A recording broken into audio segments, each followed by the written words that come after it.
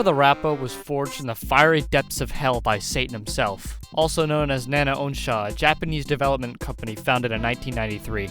Who in God's name decided to make a rhythm game for kids so fucking hard? Oh, this guy.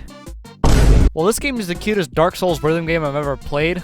People thought Friday Night Funkin' was difficult. He plays this dog named PaRappa. PaRappa, for lack of better words, is down bad for this flower girl named Sunny Funny. I don't know who names their kid that, but anyway. He's got competition though, with this other dog, Joe Chin, who is pretty much just the world's biggest douchebag. And what does that mean? Well, obviously that means to go learn karate, get your driver's license, and learn how to make a cake.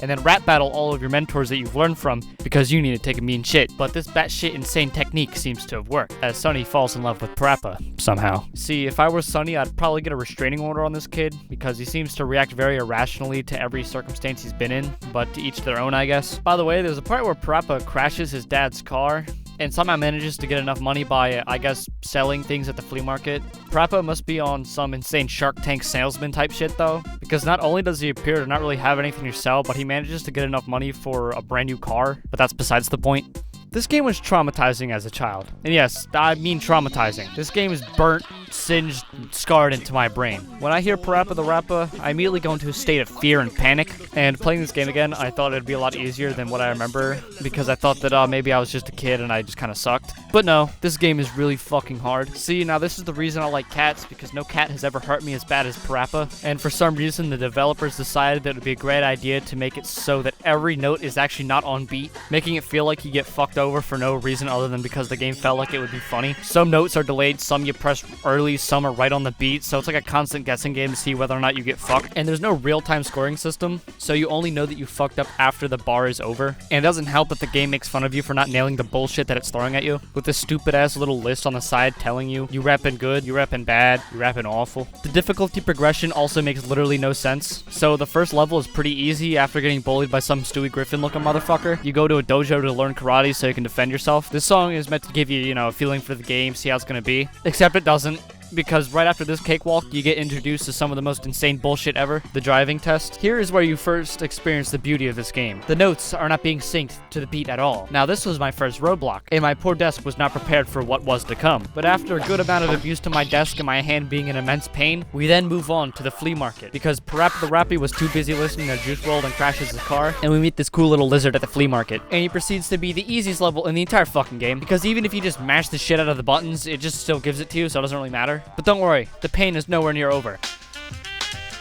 Every single day, stress comes in every way. I ain't got no time for nobody. My style is rich, dope, fat, and rich. We'll make a cake today that looks rich. Cheap chicken. I hate her. This is the worst level in the entire game. This level makes it feel like that no matter what you do, you're constantly being violently railed by this game's stupid-ass scoring system. As half the time, I failed the song right at the start. And on top of that, while you are failing, she gets angrier and angrier at you, while some Sonic the Hedgehog drowning type shit is playing because you were failing miserably at a children's game. And after about 2 hours of immense pain and self-deprecation, I finally made it through. But little did I know, I was about to go through the same shit again, just with different music. PaRappa, after eating a bunch of seafood cake that he made from Cheap Chicken, needs to use the bathroom very badly. So you drive to a gas station, and it just so happens that literally everyone is there and needs to use the bathroom too. So guess what? Well, you already know what, because I told you earlier. You rap battle them to see who can destroy the toilet first. And by the way, a bit of a plot hole. After you diss all your mentors, PaRappa just kind of runs straight into the bathroom. So was no one actually in the bathroom?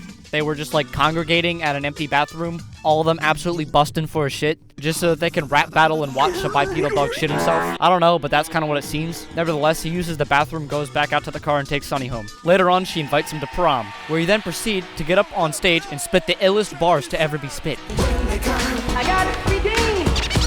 What you gonna do when they come? I got it believed. And this song is the easiest song in the entire game, right next to the flea market rap. So that's cool, I guess. I also managed to almost fail it, like right at the end, so that's cool.